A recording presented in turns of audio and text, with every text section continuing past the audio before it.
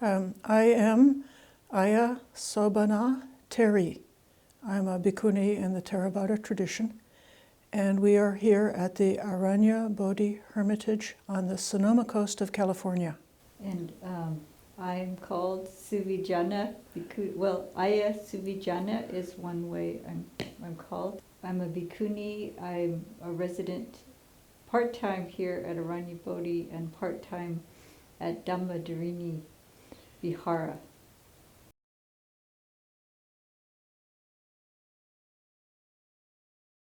You know, every monastic place has a specialty, whether it be giving public teachings, doing monastic trainings, or doing scholarly research. The highlight of what we are trying to do here is to provide a safe, secluded, and peaceful space for monastics to be able to have personal retreat. In the USA, not only the Western monastics, but the monastics from the Asian countries, when they come out here to serve, they work so hard serving the faithful Buddhist people and providing, counseling and ceremonies and so on. There's not enough support for monastics to be able to just practice meditation. So this is a place where they can, for periods of time, get away from all of their responsibilities and just practice meditation in a natural setting.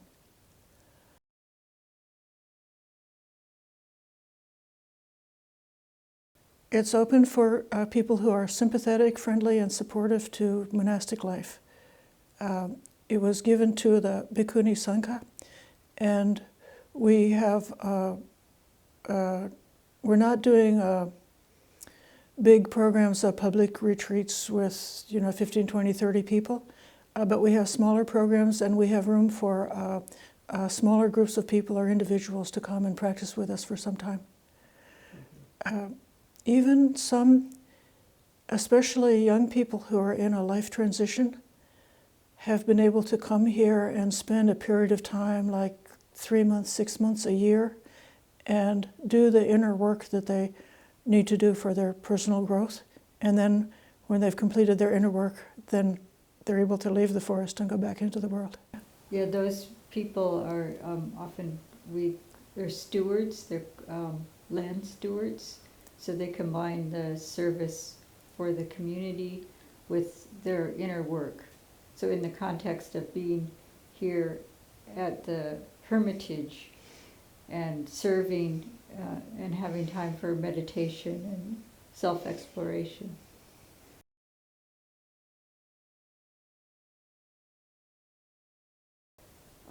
Monasticism, the monos, so that has to do with having a certain amount of, like mono is like by one or by oneself. So often that's understood as celibacy, but also there's a certain amount of internal seclusion that is involved with being monastic. So it's about our inner development in a communal setting. It's each one of us doing our inner work, inner purification on the path, and also but mutually supporting one another in that. So at a hermitage we may not have so much scheduled time for practice. We may do a lot more solitary practice, and in a different kind of monastery it might be very regimented practice together. So supporting one another by having times of silence and meditation all together, and having times of devotional chanting all together. It's together, but it's also with a sense of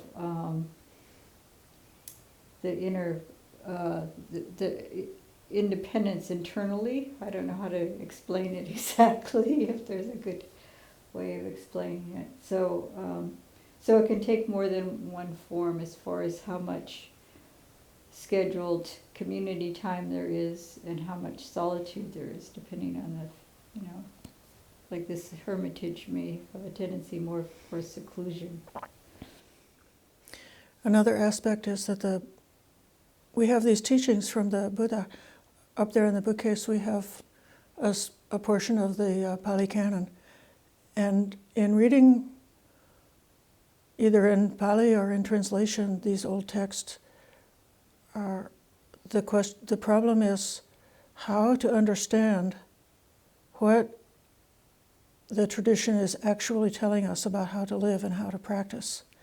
So when we renounce some of the patterns and habits of modern life and take on board the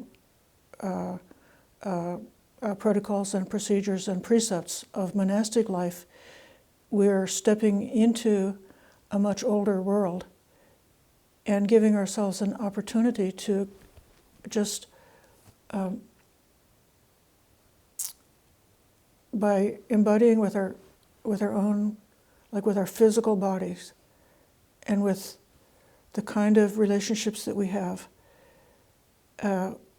we are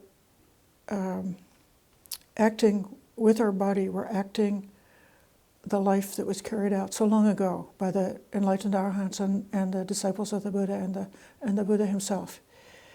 And then a lot of the teachings that are sort of mysterious, when you just sit at your computer and read them on the computer, become clear when they're being embodied in this way.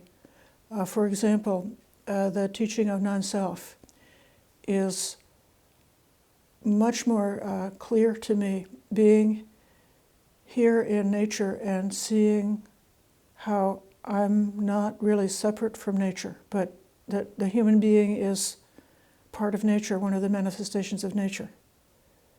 And so then the interdependence with nature becomes a kind of a gateway to go more deeply into the idea of non-self.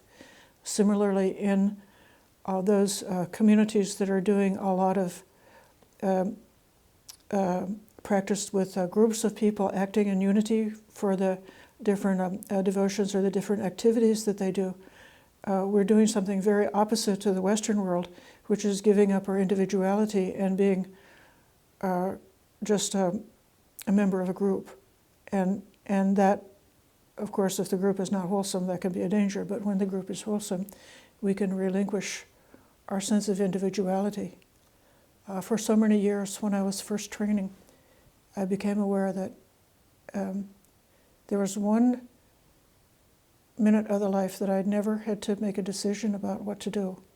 That was 5 o'clock in the morning. I had to be in the temple for meditation. So I have no choice, absolutely no choice about it. And it was so kind of relaxing not to choose, but just to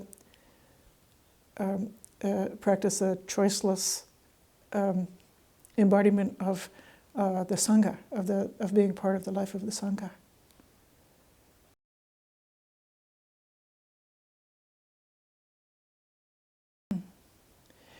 Well, unfortunately, we feel like from the inside that we're just working all the time because being in the West, trying to establish a new place, we do actually quite a bit more practical work than we imagine that people might do in the Asian countries where the Dhamma is more well established and there might be more opportunities for a different balance of the study, meditation, devotions, and practical work. But in any case, our day, it's a full-time operation. So from 4 o'clock in the morning until 8 or 9 o'clock at night, we have things to do, and a very small amount of just personal private time to sort of kick back and do whatever we feel like.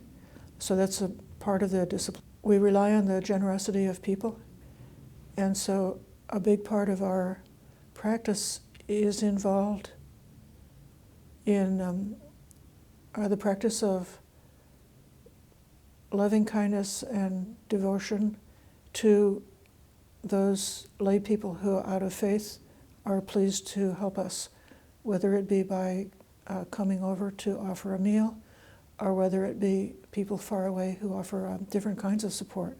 You know, we have to have time to see people and be present for them and speak with them when they need to be spoken to, or when they send us a letter. We have to have the, you know, that kind of like bring our presence to receive the communication and to respond thoughtfully and with kindness, because the people are looking for something from us.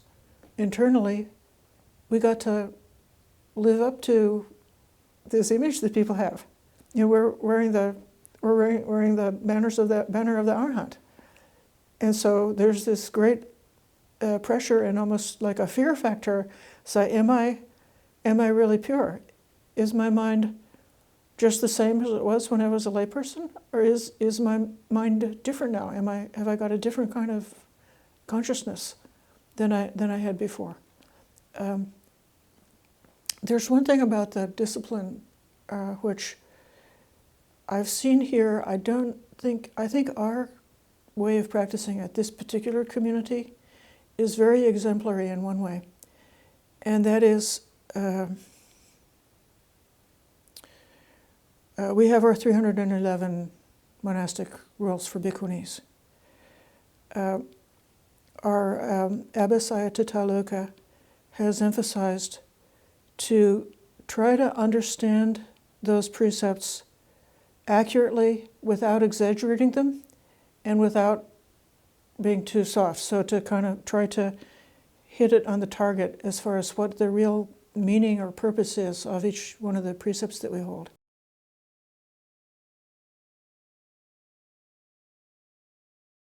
There's different rules, you know, in society there's different rules. So monastics have a particular role. When we're dependent on others to offer food, there's an inner dependence the Buddha had recommended, so that the monastics have contact with the lay people, with the people who are not ordained, and we receive what's offered to us. So we have less choice of what we have. It's setting up of different roles in life, because otherwise, if I was purchasing things and digging the soil and doing all these things, cooking for myself, I wonder, how am I different from, you know, I could be earning money too. I mean, where do you draw the line? So so that's, it's, you know, just like our robes distinguish us as a, something different, or that kind of dependency also distinguishes us. Our livelihood is our alms bowl, and so yeah. So it's different roles and different different orientation in life.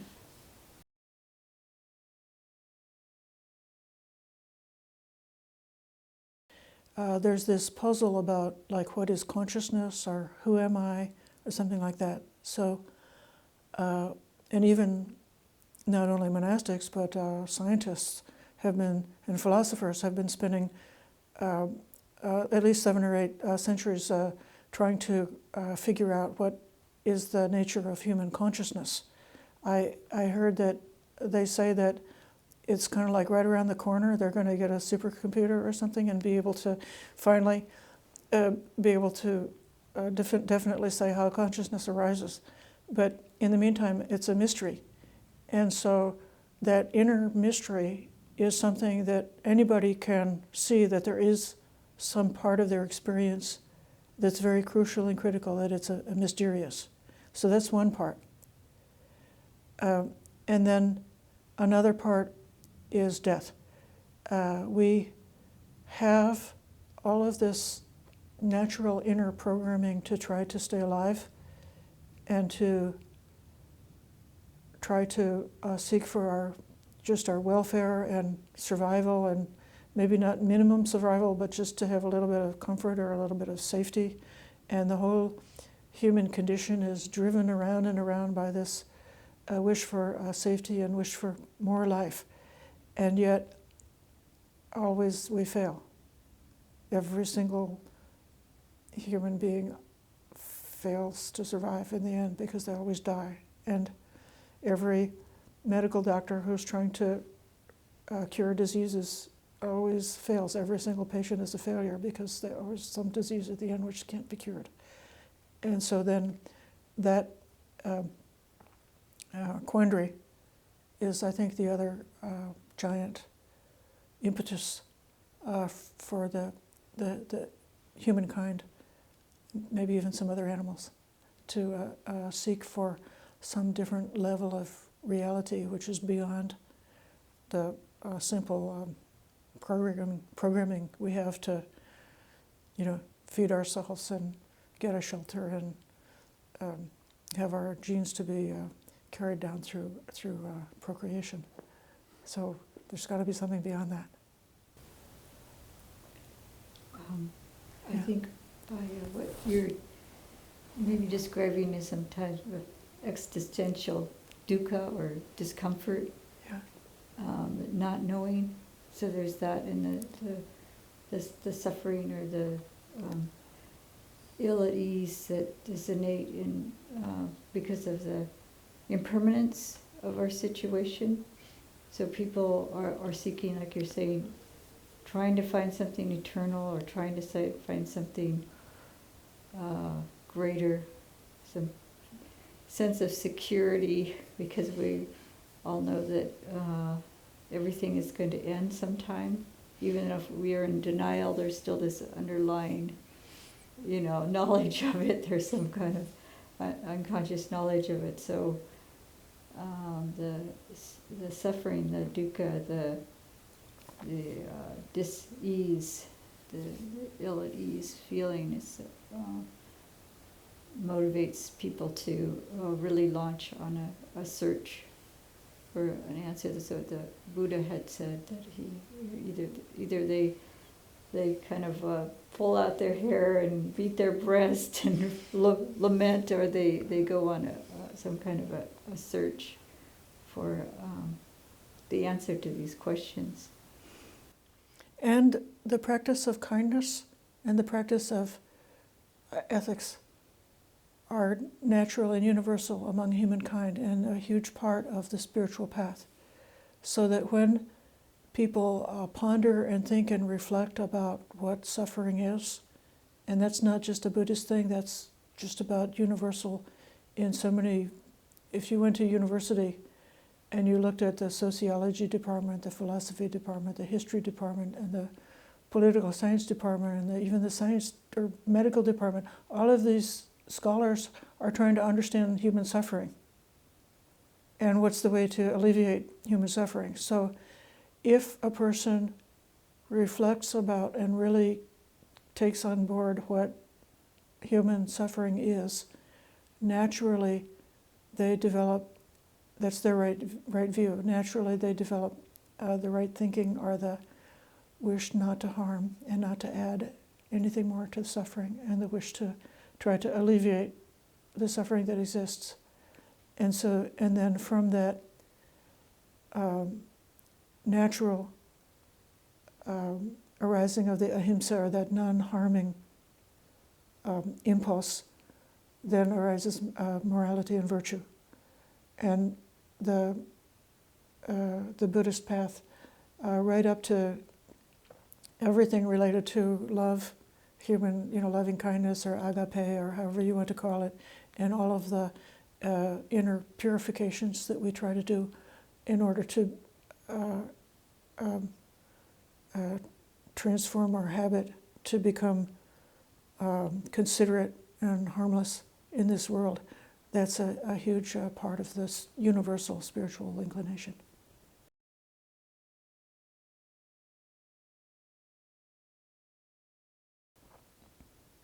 As far as I know, the concept of Buddhism as a separate religion arose because of the contact of Asian culture with European culture. So when at that time there was this idea of the sasana, or the Buddha's teachings, or the dominion of the teachings of the Buddha. So the people had the idea that what the Buddha taught is also impermanent. And there are certain things that they can do to preserve and keep alive what the Buddha taught as far as the path to happiness. And so then there was something like, sectarianism, or making like a definition of what is within our practice and what is outside our practice. Maybe that's what religion is, drawing those lines to circumscribe what's within a canon or within a set of beliefs. So that all happened at the very beginning because of the fear and anxiety people had for the thought that the teachings of the Buddha was going to die. They thought it would last 500 years. And so they were trying to preserve it. Did you ever hear of I'm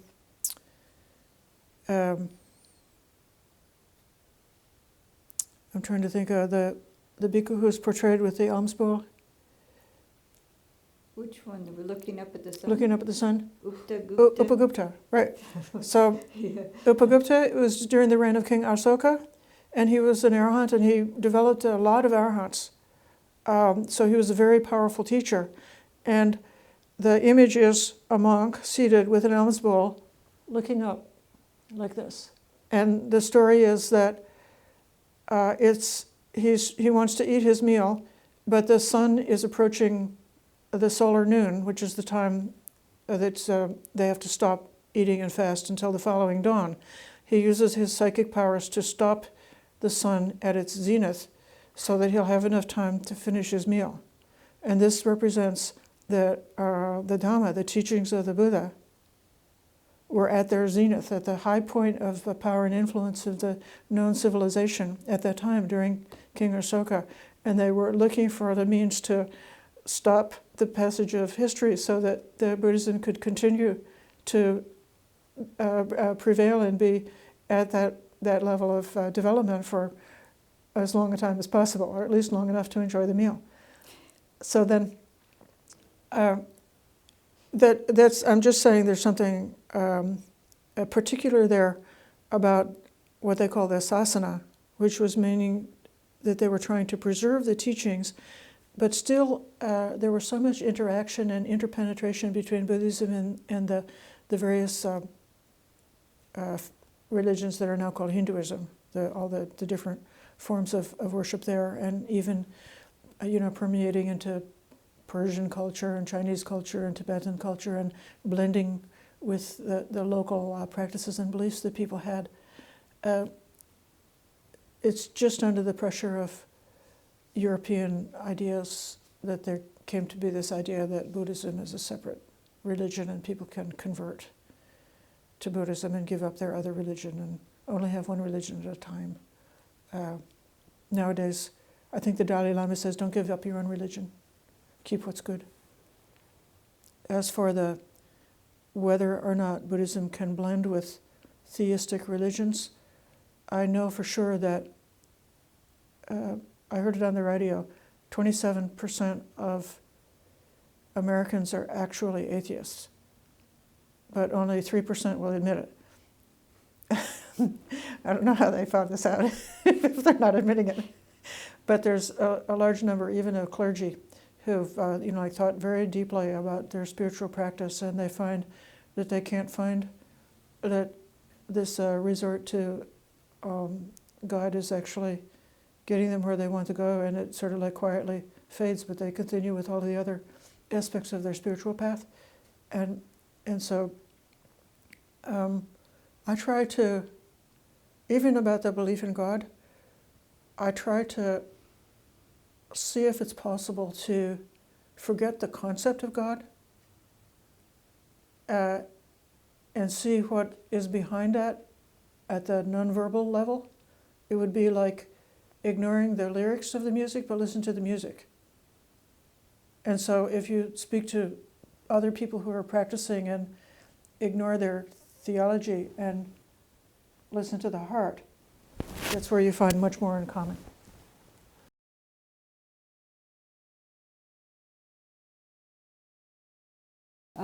In the Southeast Asian countries, that because of changes in the social system and the position of women as subordinate or even as a possession of men, the Bhikkhuni order was wiped out. So there's now a revival or renaissance of that. And the opportunity is, well, there was other forms, like I was trying to say, for women because women always wanted to have the opportunity throughout the ages to be able to totally devote themselves to the Dhamma and the Buddhist teaching and the practice. So they adapted by taking maybe 8 or 10 precepts, but they were also not as supported. It was much more of a struggle. It still is in places, not recognized. Even like in some countries, they're not recognized as monastics. They're could be seen as less than even. But with the full ordination of women, it's for becoming a bhikkhuni in the Theravadan tradition. It's even as a seminary, as a novice, it's entry into the Sangha, into the monastic Sangha. There's that distinction. And it's definitely, like I was talking about, a difference in role in life, and that we look to ourselves as something that's very different, and then other people look to us as something different too. Like we're holders of the sasana, we're holders of the teaching, and an opportunity for people to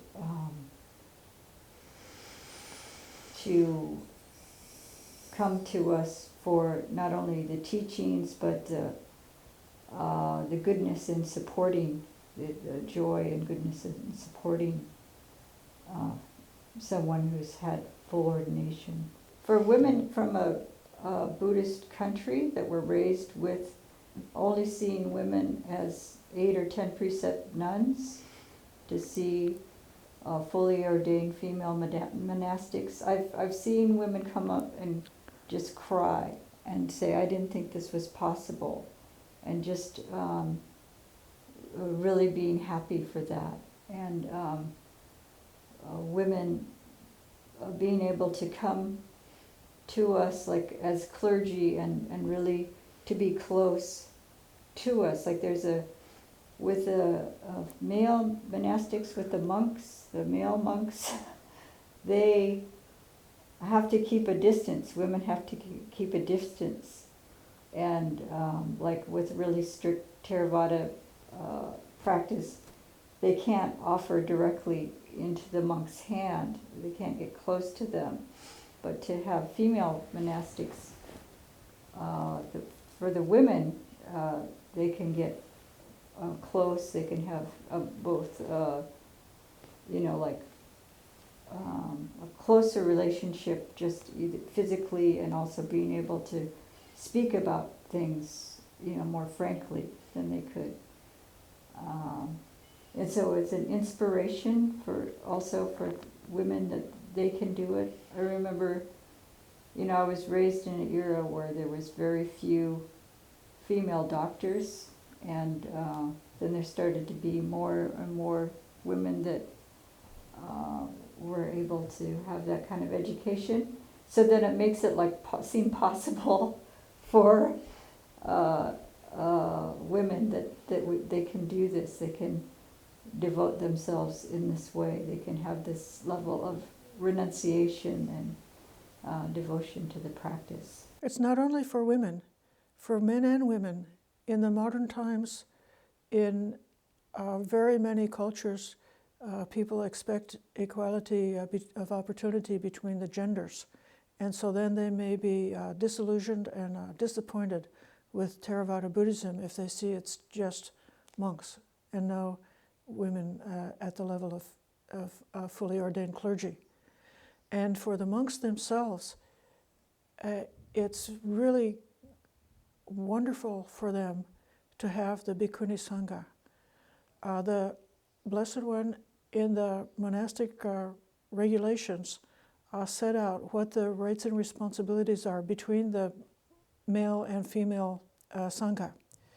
And for example, one duty they have is on the full moon day, or the new moon day, the monk Sangha is supposed to appoint a virtuous, educated senior bhikkhu who is loved by the Bhikkhunis, and delegate that monk to go and give a Dhamma teaching to the Bhikkhunis.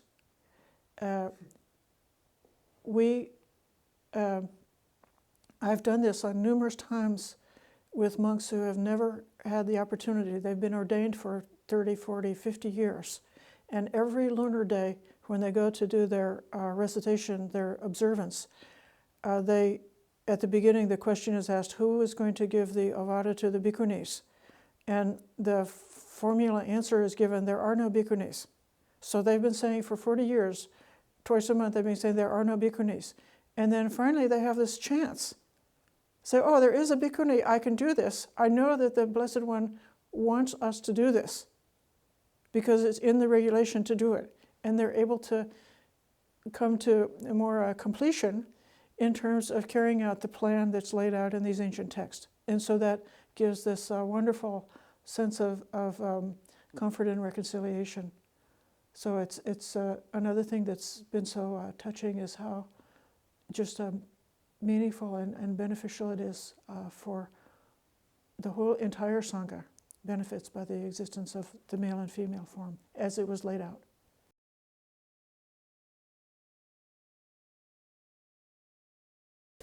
Yeah, I heard a story where there was an elder monk teaching. He told this story, and he went to his room, and there was a woman in his bed, naked, and he like screamed because they confused their they're obviously physically attracted to him, you know. So I'm sure that does go on. That women go for the wrong reasons.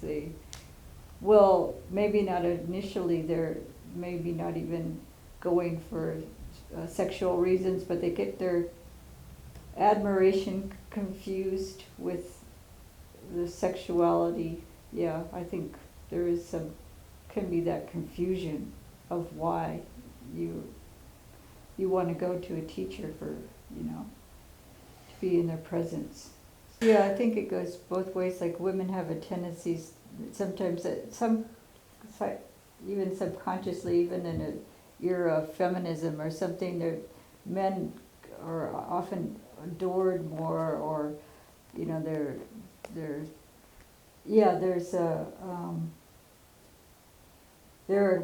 authority is respected more. So to have to get beyond all that, or there's attraction, there's some kind of, I think that's what you were alluding to, the charisma, they're very charismatic and seen as powerful and great and things like that. So then women may not see their own potential because they're looking to a teacher that's like they have imagined to be way up there or something, and to see that women themselves are capable of teaching to understand the Dhamma, to penetrate the Dhamma well, then that would be an encouragement for their own cultivation. So, and then getting beyond some kind of attraction other than the importance of learning the teaching, to see, oh, this person is a qualified teacher, I can understand what she's saying, the Dhamma she's speaking is deep, it's important to me. I'm going for those reasons rather than, oh, this person is fantastic, they must be enlightened, and everybody's worshiping them, and so I'm going to. What they're saying is very mysterious, but I'm going anyway, something like that.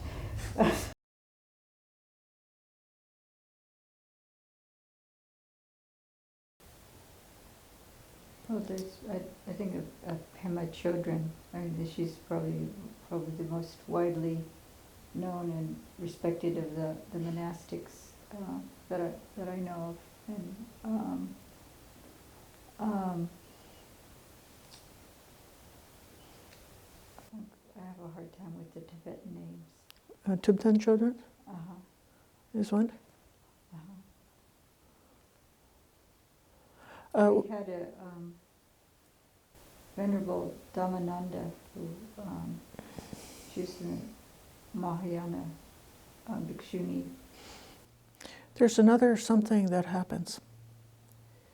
Not only with the women in the Theravada gaining, not only the Theravada but also the Vajrayana, the Tibetan tradition, it's actually a worse situation than the Theravada, because they're just now kind of like where we were 15 years ago in terms of establishing the full monastic form for the Tibetan tradition women. With the glass ceiling, the glass ceiling would be that a person can rise up to a certain level and they can't rise beyond that because of institutional restrictions and discrimination and so forth. They can look up and see, but they can't get past Can't get beyond it, right. So then, whether it be the first woman to be a plumber, or the first black person to be a lawyer, or the first person from a lower, quote, quote, lower group to obtain access to a certain level in society, the ones who go first get a lot of criticism. And they can sometimes be, in a way, like a wounded warrior or something, that the stigma that they got when they smashed through those barriers and broke through to the next level stays with them for life. Even though 20 years later, there may be thousands and thousands of female plumbers and thousands of black attorneys and thousands of women who are fully ordained Bhikkhunis. The ones who go first will have a difficult time being fully recognized and fully acknowledged for their accomplishments.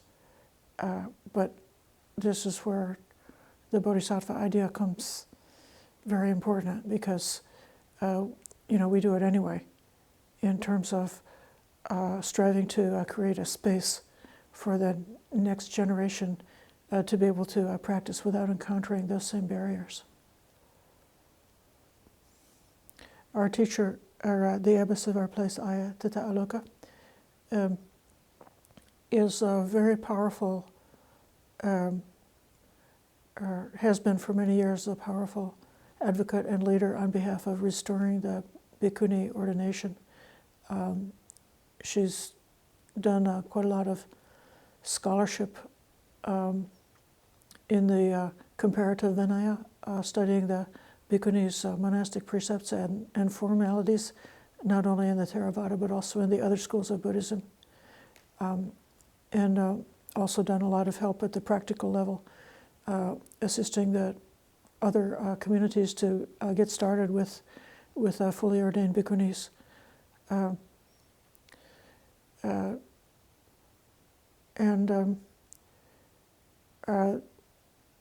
That's important work.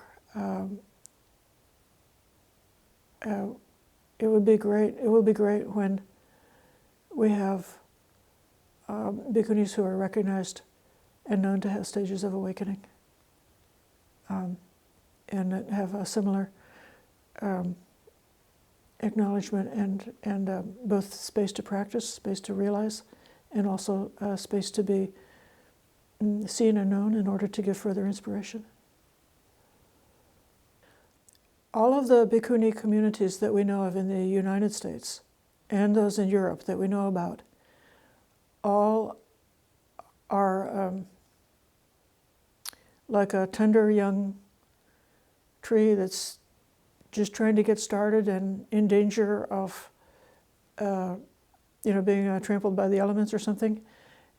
The best thing that people can do if they support the revival of the feminine in Theravada Buddhism is their presence. If they're able to visit the Bhikkhunis, listen to them, find out about them, and be supportive in terms of having contact with Bhikkhuni Sangha. That's my answer for that question. As far as what got me in, I got in through I went from the 12 steps of Alcoholics Anonymous into there's a step where you have to take up meditation. And I was so lucky. Yeah, it's a step in the 12-step programs. You familiar with that? Yeah. They have a step you have to take up prayer and meditation. And I was so suspicious about religion, really skeptical, seriously skeptical. And somebody gave me a tip that there was this type of meditation called vipassana where they didn't have any mumbo jumbo. And I was so lucky. I was introduced to a monk rather than a secular teacher who was teaching a little course. And that was transformative. And then that monk introduced me to Bhante Gunaratana in the Bhavana Society in West Virginia, who's a very profound teacher. And he became my root teacher, and I've been pretty much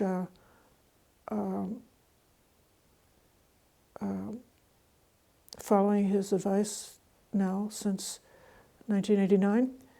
And he also then facilitated my way into the monastic form. And how do you got in? I had done Zen practice for a lot of years, and I kind of fell out of it for a while, and then I was re-inspired actually by, I did some exploration, and I got really re-inspired by meeting the monks at Abhayagiri and the monastic life, and so I was searching for what was possible for me, and fortunately Ayya Tathaaloka, shortly after I started my search, opened up a monastic residence for women. She's fully ordained bhikkhuni. I didn't know that existed. So it was inspiration of monastics, seeing other monastics. I was very inspired that she was keeping the 311 precepts, and she wasn't, people wanted to give her food to have in the refrigerator and on the shelves and just help herself to it, but she actually fasted a few days before people got that she wasn't going to just do that. So she's been keeping those precepts, and that was an inspiration to me, and that the fact that full ordination was available. So that's the beginning of my monastic life, was joining her. I became an anagarika and then a novice in the full ordination under her.